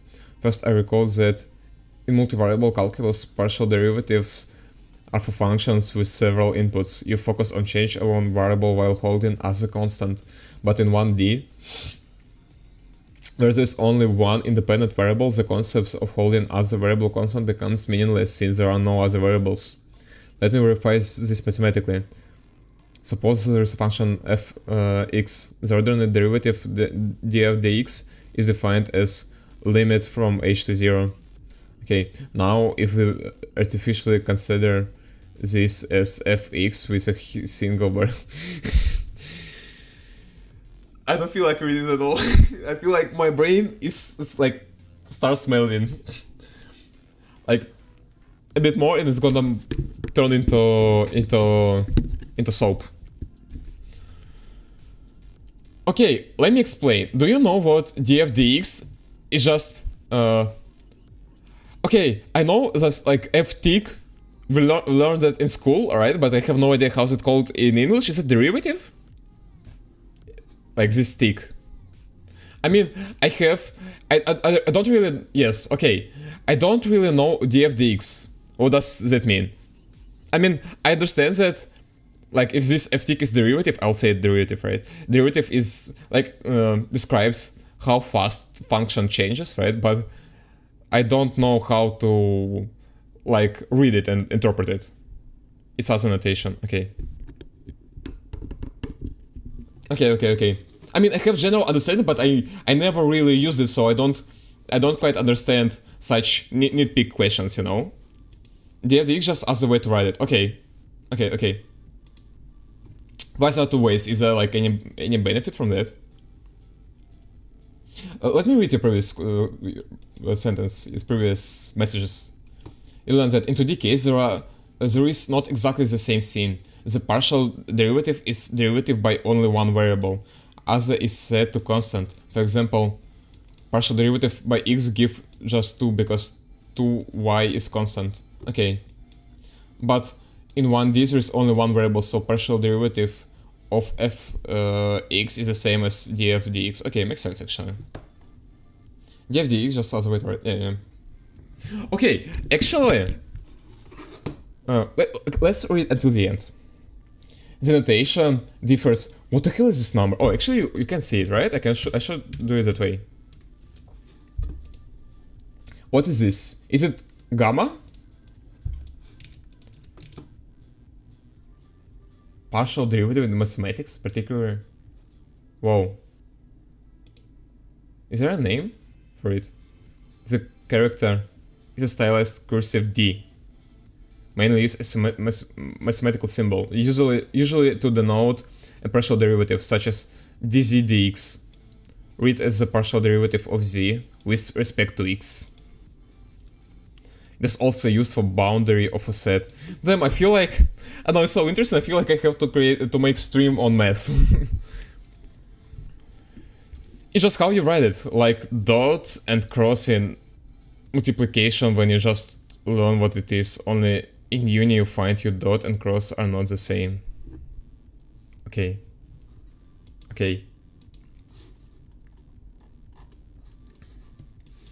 But they represent identical calculations in 1D. However, this equation only holds strictly when there is literally one variable. Even if a function appears single variable, say gxy equals x squared, with y being unused formally, it's still multivariable function. So we'd use dj dx, but operationally identical. I should mention that directional derivative connection to fuse illustrate. A derivative is directional. A derivative is directional derivative along an axis, which is exactly what we do in 1D since there is only one direction. That might help the user visualize why ZIG covers in single variable case. This user might ask, okay, let's read the answer. Yes, the specific case of a function that depends on only one independent variable, the partial derivative, and the ordinary derivative are conceptually and computationally the same thing. Here is why. Definition of ordinary derivative. For a function fx of a single variable x, the ordinary derivative is defined as df dx. So it's basically like ft x, right? It's basically the definition of, it's like the identifier of derivative, right? So it's like var df dx, and it's the derivative. Yes, okay. Limit. What does that mean? From h, where do we get h? So it's only positive numbers or what? No, it's like from h to 0. No, I mean, yeah, positive numbers, this was a bad guess. F, x plus h. So it's a change, it's like delta, it means h approaches 0. Like really, really small. Oh, so it's close to 0, right? So you can't use 0 because it's like some division by 0 or something else, right? And they just try to choose the closest one.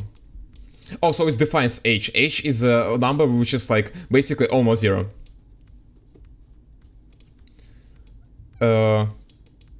Yeah, makes sense. So you can like, so it's the resolution of your graph, right?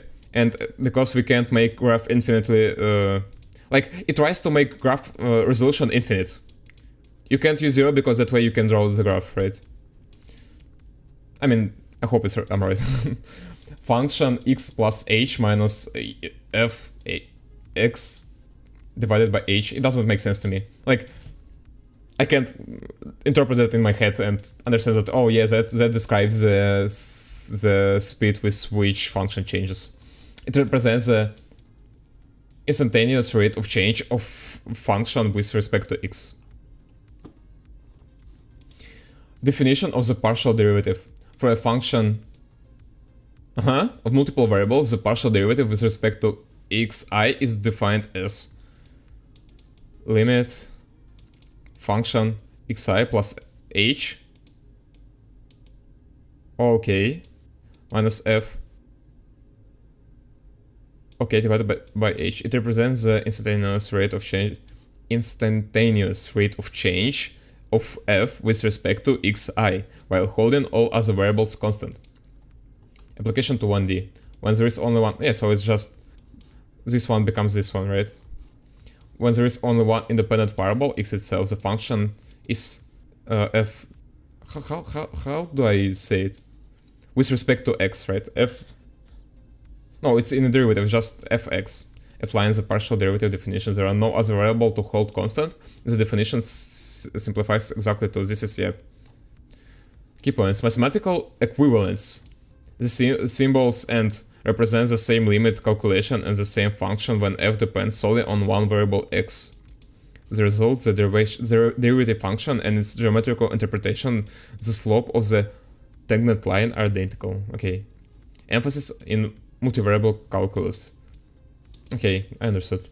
Notation principle. In single variable calculus, when the ordinary derivative is almost always used. Okay. You might occasionally see used for a single variable function, particular physics or applied context, especially if... Okay, makes sense. Like, now I'm like kinda curious about understanding derivatives.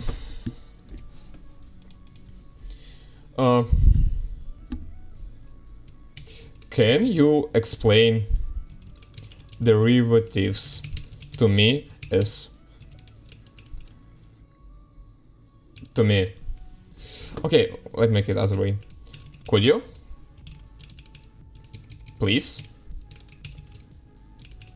Please explain derivatives to me. I have strong background in programming, but no fairly low amount. How do I say it? But not that strong in math.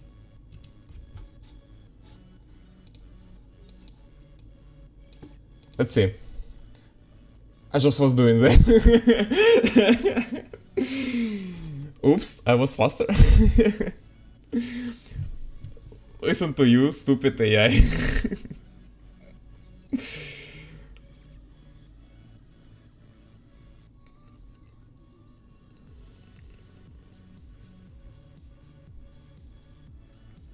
I mean, you just feel better when you are like, act as a kind person, you know?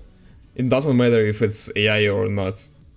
Of course, this is a fantastic question, and your programming background is a perfect starting point. We can explain derivatives using concepts you're already familiar with, like functions, variables, and small changes. Let's forget the scary math notation for a moment. The core idea, rate of change. At its heart, a derivative is just a measure of how fast a function's output is changing as its input changes. Yeah, makes sense. Think of it like you write a function in code. Okay, so it's just a square. Why is it called my function? It should be square. SQRT. The derivative answers the question. If I'm at a specific value of x, say x equals 3, and I nudge. What the hell is nudge? Oh, it's like change, right? Gently prod someone. What does prod mean? Gently with one's elbow in order to attract attention. Okay, so it's like push. X just a tiny bit. How much does the output y, the return value, changes in the response? It's about the sensitivity of the output to change the input. Yep. The car analogy. A programmer's view. Imagine you're tracking a car in video game. You have a function that gives you its position on a long straight road at any given time. This is the second's position in the meters. Let's say the car is accelerating. Whoa, that's insane car acceleration. Square speed acceleration is insane. I see my problem. I cannot explain scene to dumb people. I just make shortcuts to explanation, assuming people know that. Ew. Why is it explaining in Python? Because Python is the most popular language and the most popular readable language. I mean, people who don't know programming usually like understand Python because it's pretty much English. At time 1 position is 1. At time 2 position, yeah, I mean, I can calculate it in my head. The car is clearly moving, but how fast is it moving at the exact moment time equals 2? This is what the derivative tells us. Wait, but how fast is it moving at the exact moment time equals 2? Why do I need derivative? It's 4, no? It's like, how fast is it moving? It's not how fast it's accelerating, it's how fast it's moving. It's not derivative. Anyway, this is what the derivative tells us. It gives us the car's instantaneous velocity. How would you as a programmer approximate this? You'd probably do something like this. Get the position at time equals 2. Pose 1 equals get position 2, which is 4. Yep. Get the position a tiny fraction of a second later, say that, yeah, makes sense. Which is, yep. Calculate the change in position, delta position, yep. That's how I would do that. But, like, making this, like here, we're increasing it by 0.001, but making it infinitely small makes my brain kinda hard. Function gives you position for meters. Position is not speed, you silly. Oh, you're actually right, yeah, actually. Yeah. Wait. Yeah, so we enter the time, we get the position. Yeah, makes sense. Makes sense. Probably makes sense. Calculate the change in time, yeah, calculate the approximate speed. Speed, delta position, delta time. Yep. So it's speed at the current moment at the time equals 2. Okay, this is a pretty good approximation. Calculus just formalizes this process. The derivative is what you get when the tiny fraction of second delta time becomes infinitely small. The derivative is what you get when the tiny fraction of second delta time becomes infinitely small. In our example, the true speed at the time equals 2 is exactly 4 meters per second. Our approximation was very close.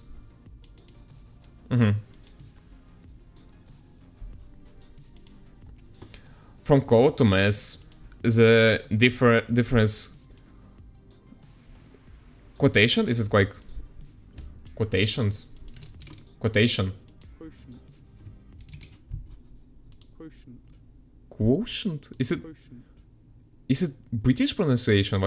Why he says it so weirdly? Quotient. Quotient. Quotient. It's so weird. Result obtained by dividing one quantity by another. Oh, Quotient. quotient. Okay. Your programming approximation is the key. Let's write it generically. Let's call a function fx. Let's call our tiny huge h. Tiny notch. Tiny huge, insane. The original input is x. The output is fx.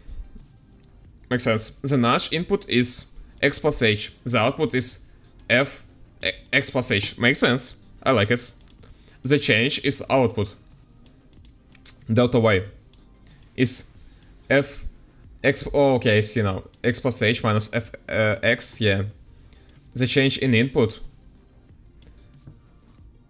is x plus h minus x, which is just h. Oh. Oh, so it's the same. It's the same. Oh. It makes sense. No, it's explained so good, actually. Like, really. Like, really.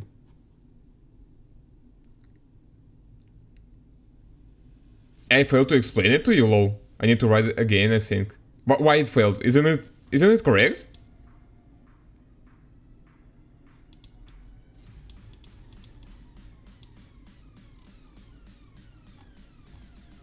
It's correct, yeah, so, I mean...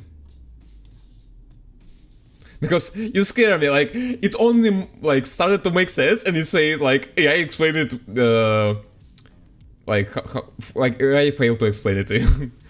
It did not explain why h... I mean... Because you want infinite resolution, isn't it? Like... We can't, like, we want the resolution to be infinite. I wrote it at 1919. How can I see? You saw it at 1922. Huh? I don't get it. Do you mean like you have 3-minute spin? You can update the stream, probably, because there should be no delay. So the rate of change is fx plus h minus fx divided by h. The expression is the absolute core of understanding derivatives. It's called the difference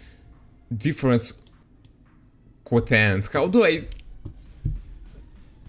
Delay is you. No, delay is you, brother. You just saw it later. And so what? What's the problem? Yeah, I saw it later. So what? The derivative is what this expression becomes as h gets closer and closer to 0. Yeah, I understand it. This getting closer process is called a limit in calculus. Yeah, that makes sense. What does a derivative actually look like? The amazing thing is that we can often find a new function that gives us the rate of changes for any input x. This new function called the derivative function O. So derivative is like... It's like the speed of change in any particular moment. And derivative function is like the function. Yeah, makes sense. Let's use our example fx equals x squared. If we plug this into the formula and do a bit of algebra, this is the magic of calculus, but it's just mechanical process. Okay. Fx plus h becomes x plus h squared. Yeah, I mean, I learned that at school.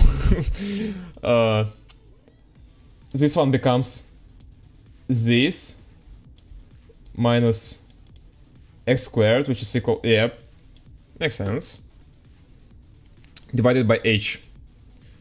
This is divided by h, which is 2x here plus h. So our rate change is 2x plus h.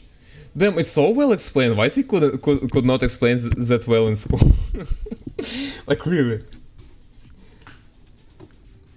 Like, that makes so many sense now. That comment was to us a moment, and you like, what do you mean it? What they need to explain it just started making sense to me.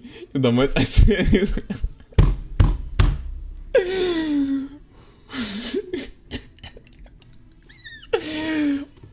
I didn't get the part. That was the problem because I didn't like. That was skill issue. I didn't saw it was get a position, but I didn't pay attention at school. I mean, if it was interesting, right? Like, okay, let's be honest. There is a reason right now I'm like sitting already for more than half an hour and reading about derivatives and not programming, right? There is probably a reason for that. I'm probably not like forced to do that, right?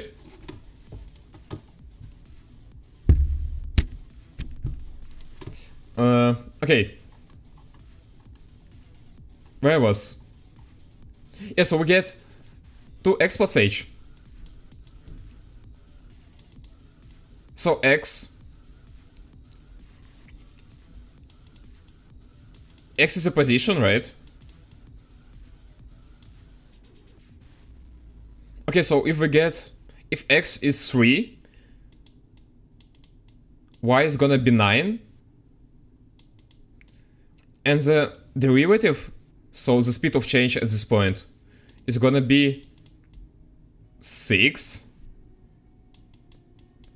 plus, also it's gonna be 6 basically, right? Because h is 0. I mean, we assume it's really close to 0, so we can like use 0, right? Because you're not thinking about going home and playing CSGO, partially because there is no CSGO, but anyway, you changed. However, Tao didn't. I mean, I don't think I changed that much. I mean, I always was curious. It's like school just wasn't encouraging me to be more curious. Like everything I was really curious, I've just been learning by myself. When you go to school, you like expect that you learn this in school. You don't have to learn it by yourself, right? It's something you like teacher will explain it to you, right? But it's not the case actually. At least in my school, in our school.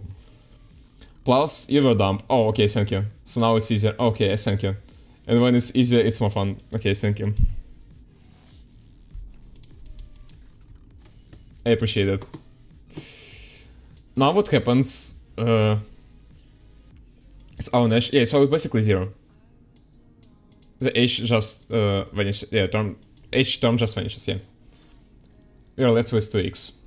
Yep. This is the derivative for the function. Its derivative is 2x. This little apostrophe is the main notation for derivative of. Okay. What does this mean? It means we now have a rate of change calculator. Okay, that's actually pretty cool, but I still don't quite see how useful it is, because I mean I heard about derivative quite often, like especially about like a part of calculus. But I don't see like, I mean it seems cool, but I can't, it doesn't seem to be like a deal breaker, you know, like something huge. Want to know the rate of change at x equals 3? Yeah, I mean, I can understand it.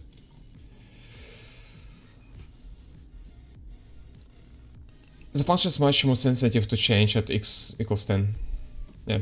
Visually, the derivative is the slope of the tangent line to the function graph at that point. Visually, the derivative is the slope of the tangent line to the function's graph at that point. Okay. Wow.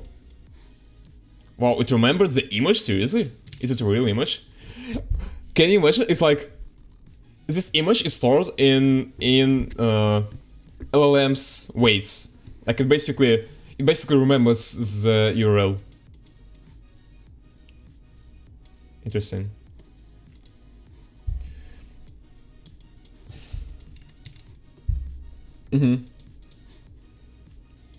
A steep slope means a high derivative, fast rate of change. A flat slope means a derivative of 0, no change. Why is this useful for programmers, the payoff? I mean, like, do I understand it correctly?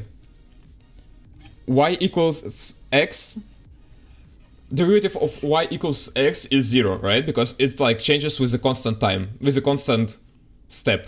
Like it always changes by the constant value, no matter how far it will go. So the derivative of y equals x is 0. Like, just to check if I understand correctly. Why is this useful for programmers? The payoff. Oh, that's interesting. This isn't just abstract math. It's the engine behind many modern programming concepts. No, it's one. Why?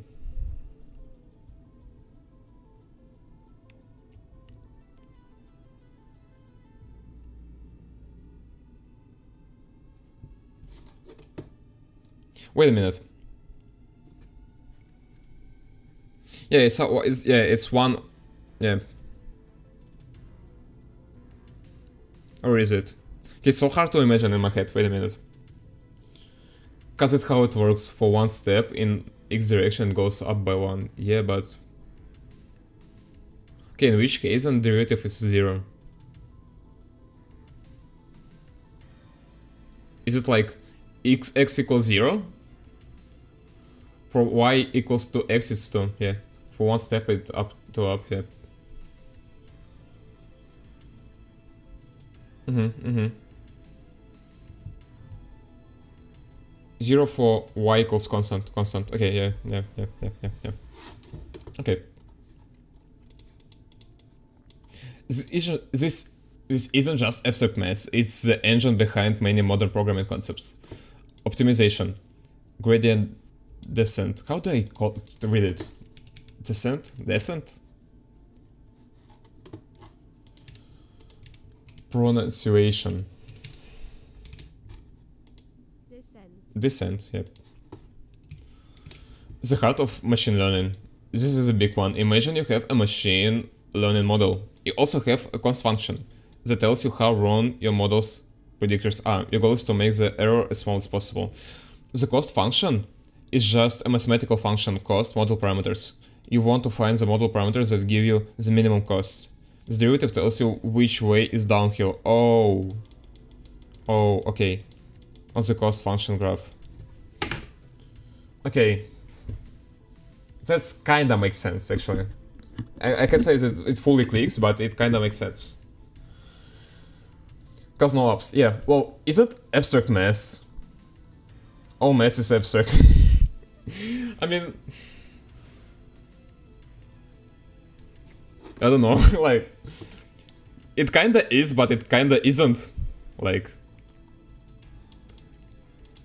you want to find model parameters that give you the minimum cost, downhill of the cost function graph. If the derivative of the slope at your current position is positive, it means increasing the parameter increases the error, so you should decrease the parameter. Yes, it's actually pretty smart. If the derivative is negative, you should increase the parameter. By repeatedly calculating the derivative, this is called the gradient in multiple dimensions.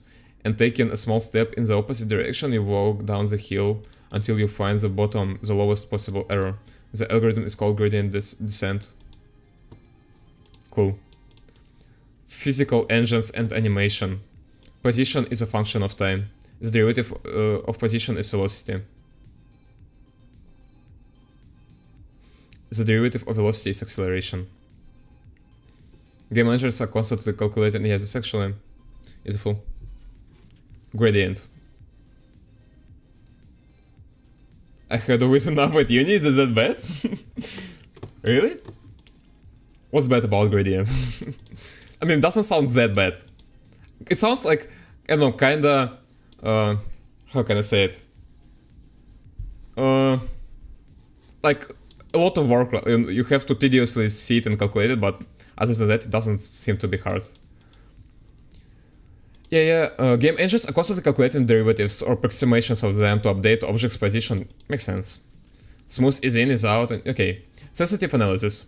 How much will my program's power consumption change if I increase the CPU clock speed by 1%? How much will my financial portfolio's value change if the interest rate change by 1? Okay. Cool, that's cool, that's cool, just cool, that's really cool. Gradient is taking a derivative but several times, just annoying. Okay, I mean, makes sense, yeah.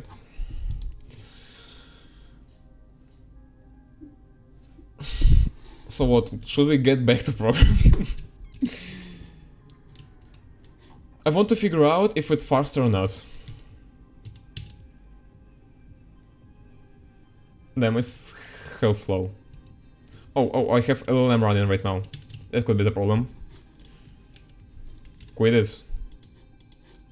Oh, I quit Kosti. Fuck. Well, I guess that's all for today. I mean, it's really like pretty late. I was going to end the stream in a few, like, I guess 20 minutes anyway. So yeah, it was pretty cool. Thank you for coming, Sakura. I hope you'll come to Prague soon. Yeah, and see you later.